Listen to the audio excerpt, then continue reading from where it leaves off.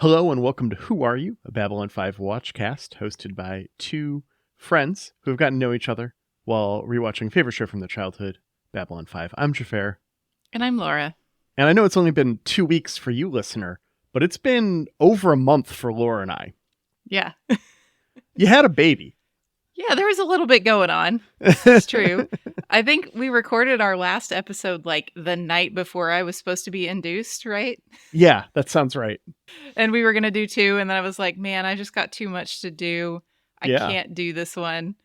So I think it's worked out great, though, because we're coming back from a month-long break with a whole new season. Yeah. Whole new season of stuff. And yeah, there's been a lot that's gone on in between for me. Yeah. Well, how about you? I mean, stuff. My hair was very briefly blue. Sorry, I missed that. For 2 weeks. Yeah. I went to Space Dive in Detroit, which I totally would have talked about on pod if we were recording during then, which is a artistic theater troupe. They do lots of performance art stuff in the city. Basically rents out a warehouse downtown and turns it into the cantina from Star Wars. It's crazy. I saw your pictures about going to this. Yeah. Yeah. I was there with Ben, who also I have to talk about a little bit from my month off of recording with you. But yeah, it was a great time. Yeah, just life, nothing too serious. Yeah. But one of the things I did do with a lot of the extra free time from not recording about Babylon 5 for the last month was start a new podcast. Fantastic. I've almost started 2 new podcasts. I'm still working out the details, and we have to do a meet with Scott from Grade 17, but that V podcast is probably happening. Right now, signs point to yes. And then Ben and I, who's been on the pod before, and I know I've brought up a bunch, and he's very active in our Discord, are podcasting again. We've been recording for about a month at this point.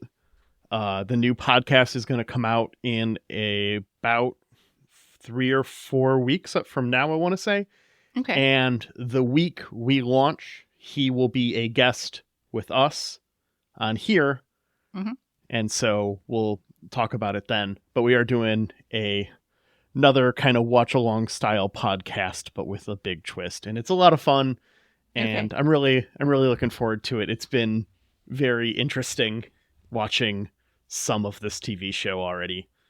Do you have a name yet, or you want to leave it like mystery? We have a name, and I've got it registered, and it's on pod trackers and stuff, but there's no episodes, so when you search for it, nothing shows up. Okay. We have our theme song, which is actually the thing I'm most excited about, because Jeremy Siegel's still not accepted by friend request, if you were looking for that status update. And so I tasked Ben with getting our theme song, and as much as the great joke here would be is he sent a friend request to Jeremy Siegel, he accepted and got a theme from Jeremy. What actually happened was he, on a lark, reached out to a band we really like. And they're not a huge band, but they are they do touring cross country, and I think they've done international tours. They are a funk band called Ripe, and one of our favorite songs from them is called Goon Squad, and it's just kind of like our little group, our friend group's little anthem. And we reached out to them, and we heard back from the CEO of their record label that we're okay to use their song Goon Squad as the theme of our podcast, as long as we don't make money and give the band a shout out. So very excited. Yeah, that's really cool. Yeah. That's really cool. You were so productive. I don't feel like I was productive. I think that people would tell me that I was I've been productive this last month. I would say you've been productive. I mean, I'm keeping a tiny human alive. Some days that's it's hard. Big deal.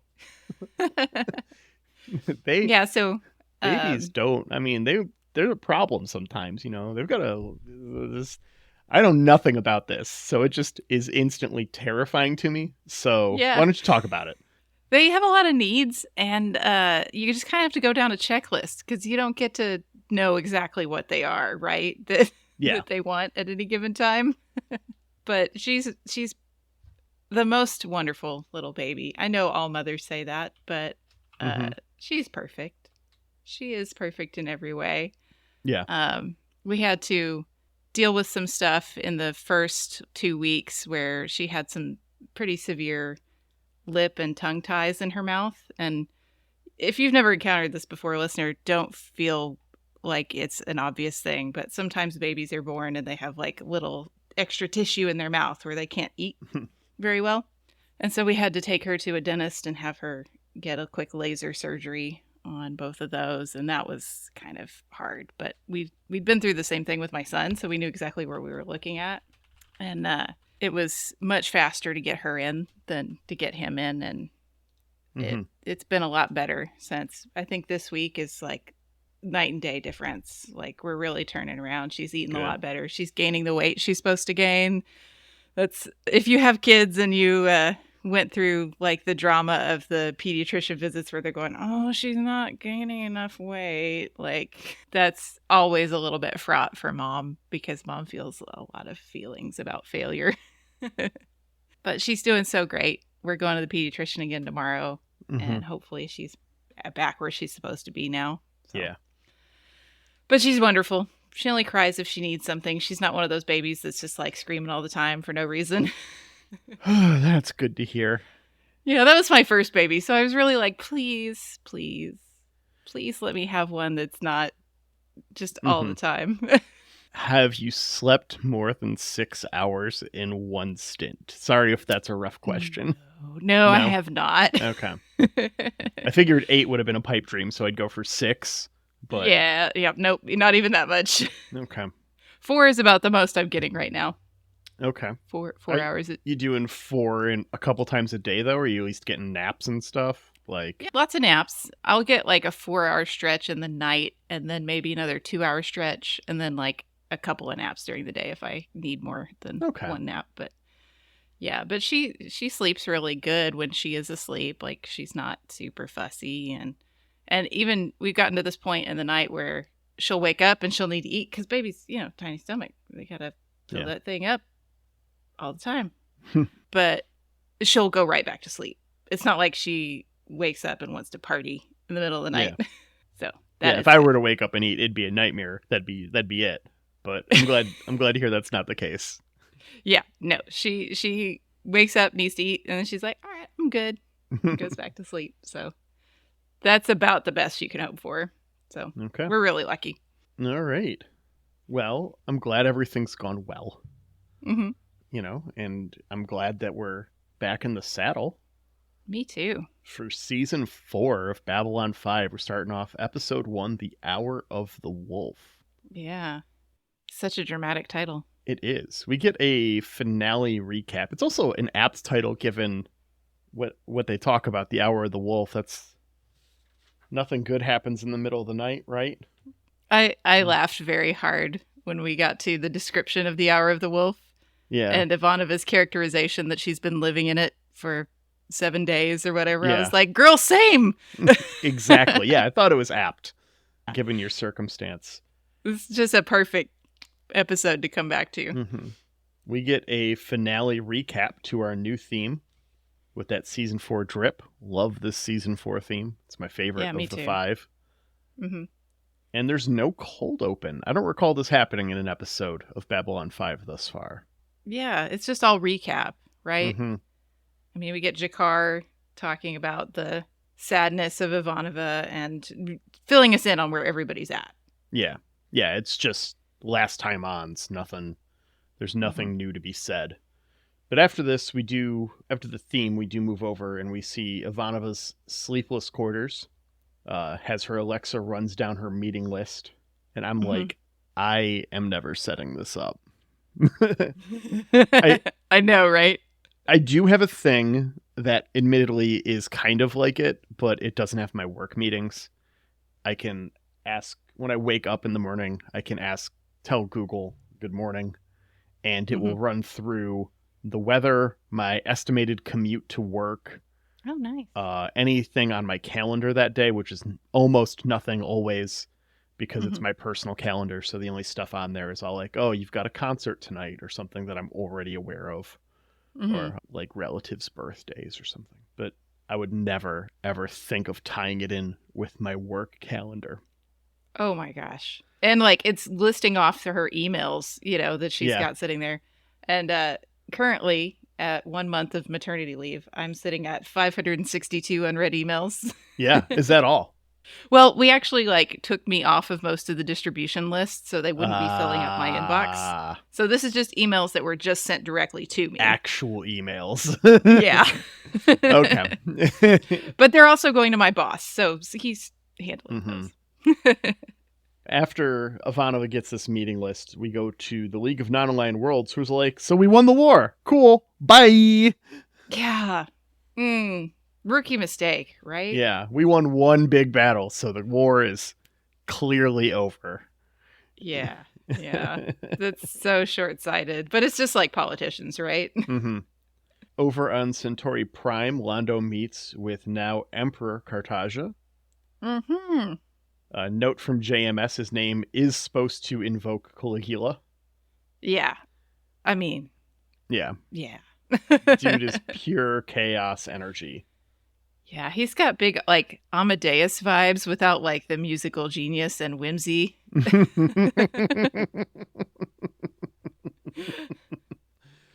Yeah. The hair, too, kind of fits. Yeah. Vir confirms events as perceived on Zahadum to Ivanova, since he's kind of got a little bit of an insider track with the shadows through Londo. Yeah, Stephen First looks different this season. Yeah? He definitely, lost a little bit of weight or something. He seems different. I didn't notice, I don't know. Good for him. Yeah, I don't know how much time was in between filming, but he definitely looks a little bit different. He was in a movie with Michael Keaton in 1989 that came out the same year Batman did. Yeah? Yeah. I've been trying to find weird old movies that I haven't seen from the late 80s and early 90s, and not for anything in particular, but once I start, I have a feeling I'm going to stop pretty quickly because there's going to be a bunch of problematic shit. But yeah, right now, it's just a pipe dream of something I'm going to do with my time eventually. Speaking of problematic shit, if we take a movie break and watch a movie with Stephen First, it's got to be Animal House, right? Yeah, it does. Speaking of which, we have not addressed this at all on pod because it all happened during break, but the Babylon 5 animated movie, I think is actually going to come out just in time for our movie break episode for this season. Oh, and we haven't chosen one yet. So we might... We'll talk about it later. We've definitely got to do a review episode for sure. We got to do a review episode. Right now, I have it very far away on the list. I put it at the end of Lost Tales in our viewing order. So it will be episode 149 of this podcast, which will air October 24th, 2024. We're not going to wait that long. No, we're not going to wait that long. We've both seen the show. We're not one of those watch first-timer Babylon 5 podcasts. Those poor guys got to wait a year and a half, 2 years before they get to watch it, depending on where it lies and things. But yeah, maybe we'll do a special episode. We'll just cut it in the middle of stuff. If there is a clear point for it to exist in the storyline, then maybe we move it there. I have some suspicions on where it exists. I think the League of Non-Aligned podcasts met last week. I didn't get to sit in on them because I had completely forgotten. But to my credit, it's their fault for scheduling a podcast recording session the same day the new Zelda game came out. Oh, yeah, we were all over that too. Aaron had pre-ordered it and he was like, let's go. I have put 30-something hours into that game and it's been 4 days since it came out, listener. Dang. Yeah, Aaron has not gotten to do that. Well, he has other concerns. I took time off work and just played that game. Oh, yeah. So, yep. Anyways, so we'll figure out where that's going to land. And if you want to talk to us about the animated movie, we'll do it in the Discord or on the next League of Non-Aligned podcast gatherings. But I think there's been some Discord speculation about where it could be in the timeline. That was me. Am I right? Okay. Yeah, I don't remember details. I just remember I saw it. Yeah. Yeah. So we'll see where that ends up.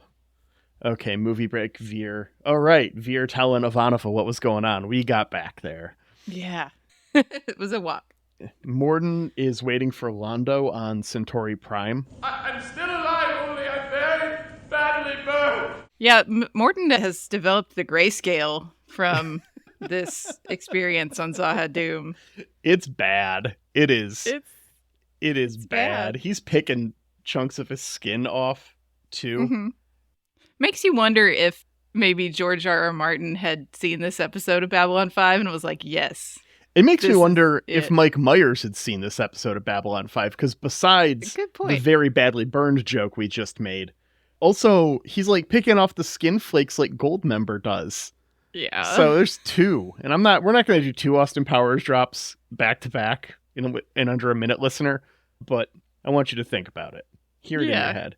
Morton's not really making sense here. Londo gets told these shadows are going to be flatmates on Centauri Prime, and he's not happy about it, and him and Londo's machinations are what have brought Carthage into power.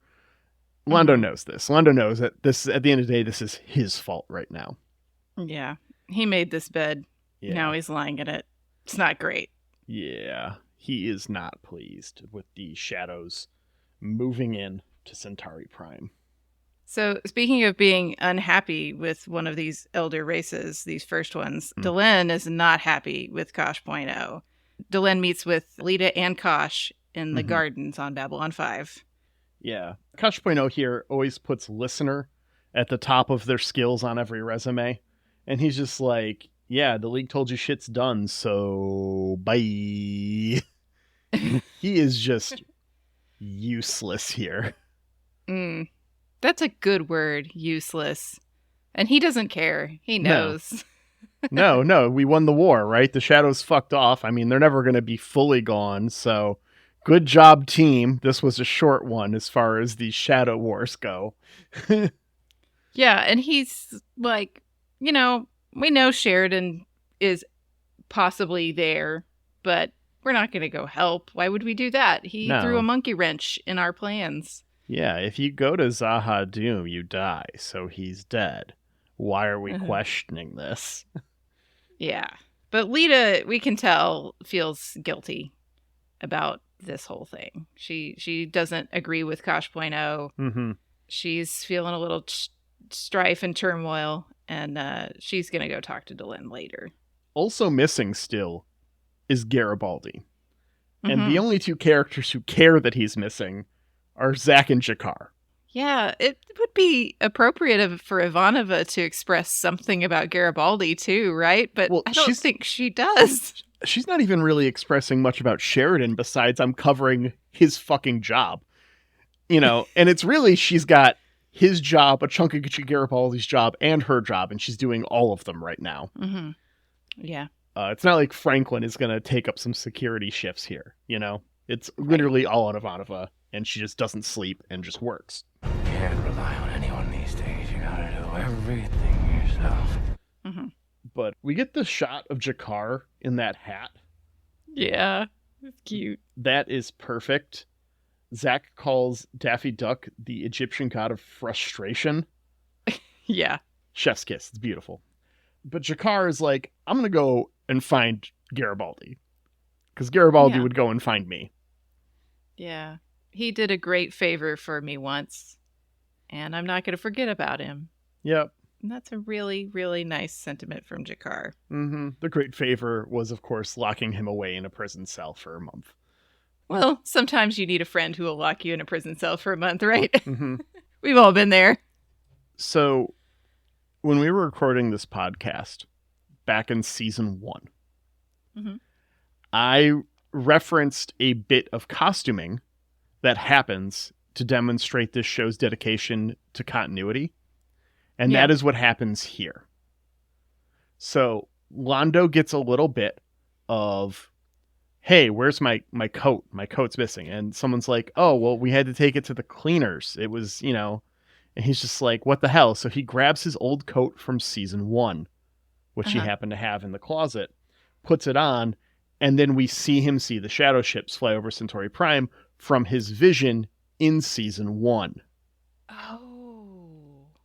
So that whole little bit about him changing the coat was just to explain why he was in the old one and not the new one in his vision. Yeah. It's so good. That's brilliant. It's just the tiniest fucking thing, and they do it for it's 30 seconds of bullshit for that. And it's just perfect.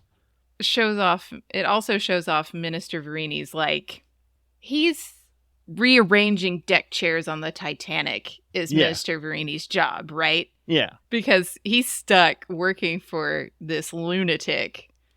And he acknowledges that Cartagia is a lunatic and he is crazy. But he can't do anything about it. Yeah. So I might as well have somebody's coat sent to the cleaners.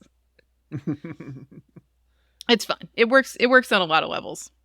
Mollari goes to see Emperor Cartagia after these shadow ships show up on Centauri Prime. He makes the mistake of trying to touch Emperor Cartagia, which I thought was a little... He's obviously forgotten himself, right? Yeah. He's just so distressed by seeing these shadow ships. He should not have made this mistake if he was in his right mind. No. Cartagia explains that he gave them an island in exchange for godhood. Yeah. Just the island of Selene or whatever. Yeah, just this... Nothing. Just this island off in the southeast, whatever it was.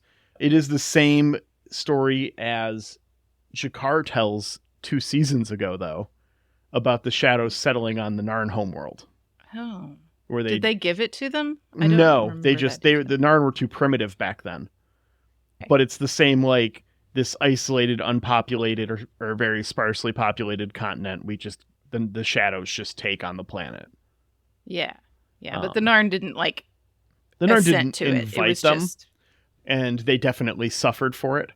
But it is, like, it's supposed to mirror things. That's not a mistake or a coincidence. Like, they both times the shadows on these 2 worlds have taken this uninhabited continent off to the south, whatever. Yeah. Which I always in my brain is like, it's Australia, right?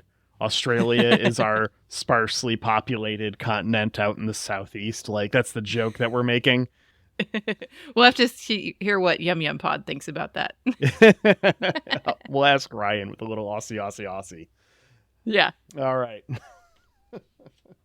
Yeah, Londo backs away from this whole conversation about godhood. He's realizing this is really, really bad. He's going to let lots of people die so he can be a god in the afterlife, which may or may not exist. Oh boy. He does get a sick burn in here, though. It's like, when I'm a god, I will have the capacity to forgive you for your rudeness. For now, I will try and forget. Yeah. Ooh. I want to get drunk and say that to someone. Let me know when you do. Just send me a text. All right, we'll do. Wanda runs into Minister Verini in the hallway, and this is where we find out that Verini is aware that there's a problem. Yeah. It's a problem he can do nothing about. And he tells Londo that he's heard that the Emperor has a room full of the heads of people that questioned him, that he talks to every night. Yeah, just normal people stuff. Normal insane despot stuff. Yeah. This is where, you and I might think of a sick burn that we should have said. It's about something earlier in the day. You know, you ever do this? Yes. And you're like, damn, I should have said that. He's just so good. He's just burning this room full of heads with all the things that he remembered. Yeah. The roast of the former prime minister every night in there. After this, we cut back to B5 with Lita and Kosh.0. She's got some free time, but no, the Vorlons are planning something. Londo wakes up Veer to tell him to get on the next flight over, as we see Cartagia talking to his heads of state. Yeah. Turns out that's real. Yeah, he tells him he had a good day, and then he heads off. Thank you, I'll be here all week. Quality. And I'm done. All right. So Lita goes to talk to Ivanova, who tells her about the title of the episode. This Hour of the Wolf idea is a Russian idea that the hours of 3 to 4 a.m. is when nothing good happens. Yeah. And her father would take a glass of vodka to try to keep the wolf away and not be up at 3 to 4 a.m. Yeah. Yeah, I get it. One thing that I did during the break right before I did my initial watch of this episode was I went to a Mountain Goats concert. Yeah. And the lead singer, John Darnielle, briefly actually talked about this hour at the concert. And I hope you blink before I do. I hope I never get sober. Wild. He did not call it the Hour of the Wolf, but basically everything else is there. Wow. Yeah. Okay. Very prescient, very cool, kind of like life aligning moment. Real coincidence. Yeah. Yeah, that was fun. It was like a little like pause and had to like, that's kind of crazy, right? Like it's clearly a coincidence. Like it's only special because it happened in such rapid succession. Not that both things happened, but still fun. I think Delenn would say that the universe was aligning for you. Yeah, probably. It's lining some stuff up. Lita gives Ivanova the elevator pitch on a Sheridan rescue mission, which they call Delenn and then just go and do immediately. Yeah. We cut to hyperspace and White Star. Yeah. Lanier doesn't get anything on sensors, but Lita goes all black eyes. Yeah.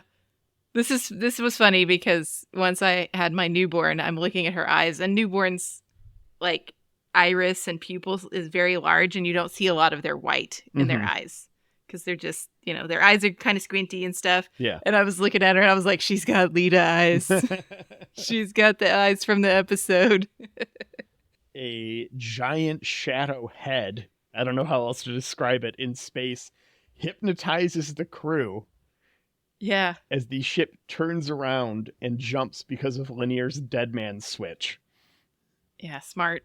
Right? Lanier's very smart. He is. What a good assistant. Dude. Yeah. You can delegate anything to Lanier. This scene where they are being hypnotized by the shadow head, there's kind of a shot composed that's just the three ladies a couple of times. So we see like Lita, Ivanova, and Delenn like together in the scene. And Owen looks up from his iPad because he's, not watching Babylon 5 intently because he's 8. Yeah. But he looks up and he goes, "Is this a girls' trip?" It's like, yeah, it's a girls' trip. Yes. This is the plot of The Hangover 4. This was Sheridan's bachelor party on Zahadum. It was a real rager with a big bang. And Delenn has collected her bridesmaids to go get him. Yeah. Since he's not returning his phone calls, right? I would watch that movie 100%. 10 of 10. Londo catches Veer up on recent events and gets him on board for the planning because they are gonna kill Cartagia. Do you see the look on Veer's face in this scene? Yeah. Like, he's been waiting for this for 3 seasons. Oh, for sure. Londo to do a right thing for once. He wasn't expecting it to be kill the Emperor, but hey, they're there. But yeah, he's ready. He's there. I love it. Ride or die. Yep. Over on the station, Ivanova still hasn't slept. She records a personal log about trying to come to terms with Sheridan's death. But then we see him at a campfire on Zahadum. Yeah. He's in rags. Yeah. He's lost his captain's bar. Right? The whole deal. And this unknown alien, who's clearly not a shadow and is something else, comes up to him and they do our podcast intro to credits. I knew we got this idea from somewhere. Right? Yeah. This alien, of course, we don't have his name yet, but the actor is actually the same actor as, I want to say Moriarty. Every time I want to say Moriarty. It's my Star Trek creeping in there. Jack the Ripper. Yeah. Yes, he is. I think this guy plays more individual characters than anyone else on B5. He's a bunch of stuff. Oh, he's our Jeffrey Combs. Yes. Except for that one time when we actually had Jeffrey Combs. Yeah. Well, that's the episode. We managed to review it in less time than it took to watch it. Oh, weird. It's one of those ones where so much happens that it feels like nothing happens. Which happens in Babylon 5 a couple of times. And especially knowing the pace of the next handful of episodes, I kind of expect that feeling to continue for a bit. Well, I think it's appropriate with the theme of the episode too, being that like hour of the wolf and just kind of spinning your wheels at 3 to 4 a.m. with your brain thinking too many thoughts. And yeah, we've done a lot and gone nowhere, just like at 3 to 4 a.m. Which is how I feel about this episode on a scale of 1 to Babylon 5. I feel like we've done a lot and gone nowhere. Okay. Which is why So what does that translate to in numbers? a 3. Yeah, okay. It's not a bad app by any means. There's a lot of fun moments, but it just felt so jam-packed. And we're at a point now where they did not know about season 5, if season 5 was happening. That the exact moment has not hit us, but it is close. I think it's they had already started production of season 4 when they found out that P10 was going under. And so knowing that and the accelerated pace things are about to just hit, you know, the series slams on the gas and does 2 seasons. Well, it does a season. Well, I think JMS has said that, like, what is episode 16 or 17 or something would have been the end of season 4 normally. And so we have an extra 5 or 6 episodes compressed into this space. And it shows. Yeah. I'm already feeling that pressure. Yeah, I really wanted more time to live in the whole Emperor Cartagia thing. We'll get there. Yeah, I know we're going to get more time with it, but I was really hoping for him to show up in season 3 because I didn't remember exactly when all that happened. And I was like, come on, we need to see this whole drama because it's good. Yeah. And now that we're just getting it in episode 1 of season 4, I'm like, dang, I wish that we could have lived in the whole Centauri intrigue a little bit longer than what we're going to.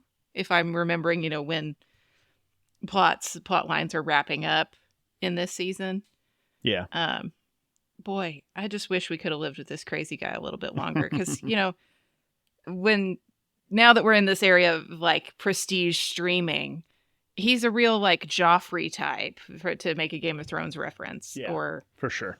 There's been several really good bad guys on that show. And I just wanted a little bit more development on that. But man, if we were doing this podcast 6 years ago, we could have had a great bit comparing it to Game of Thrones. Yeah. Oh, well. Yeah, that show definitely had some problems with compression at the end as well, didn't it? Yes, for sure. Pretty famously. I don't know that anybody in that fandom was happy with that. I think it's less noticeable with this show, though. I mean... Or it was at the time. I think people had less of a voice then. Yeah, true. I haven't read any of the Usenet stuff for season 5 because we're not there yet, but we'll see. Yeah, there certainly were some people out there on the internet complaining, but it wasn't something that was in everyone's hands yet, right? Yeah, not everyone had a Facebook account to bitch about Game of Thrones to all their friends. Yeah, exactly. So yeah, this episode is definitely a 3 for me as well. It's very average. Babylon 5 sets up a lot of stuff. I like that. A lot of table setting. And I think we're going to get even more table setting in the next episode, if I remember right. Like, we are not going to go places just yet. Will you tell me about the next episode? So next we have season 4, episode 2, Whatever Happened to Mr. Garibaldi.